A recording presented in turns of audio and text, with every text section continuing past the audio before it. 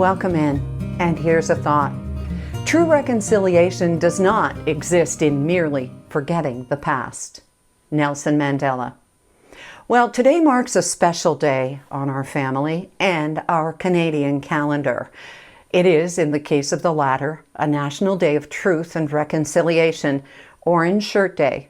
And I posted on Facebook yesterday a video from Global News in case you wish to learn more about what this day means to us and to the Indigenous peoples.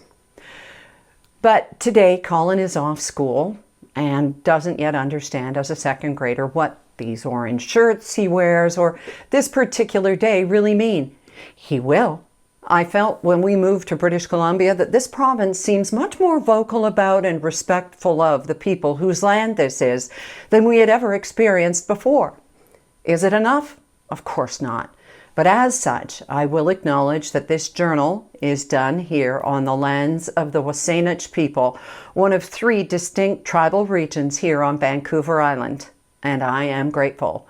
Wasanich means the emerging people. In fact, the neighborhood where we are so blessed to live is on a mountain known as the Place of Refuge. I didn't know that when we moved to this spot on the Wasanich Peninsula, but it couldn't have proved more true in the case of our healing family because we too are emerging through a place of refuge. Today we remember those who were separated from their own families. At 2:15 p.m. our time, Pacific Daylight, or 5:15 Eastern Daylight this afternoon in Ontario, at a time that reflects the number of residential school students whose remains were found in Kamloops earlier this year. Tragically, many more have and will be found. Today, we remember the first 215.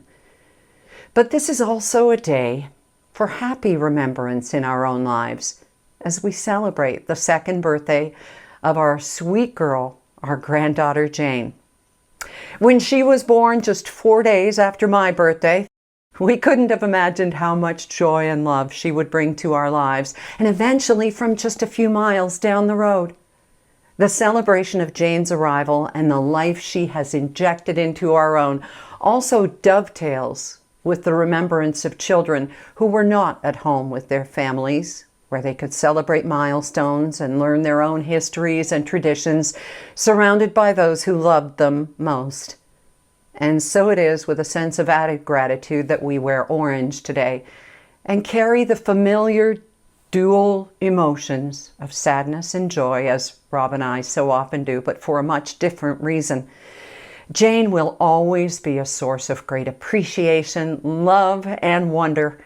And with her September 30th birthday falling on Canada's proclaimed Day of Truth and Reconciliation, we're doubly aware of the closeness of our family, both in proximity and in our hearts. This day reminds us that it has not been like this for countless of other families, countless others, many very near where we live.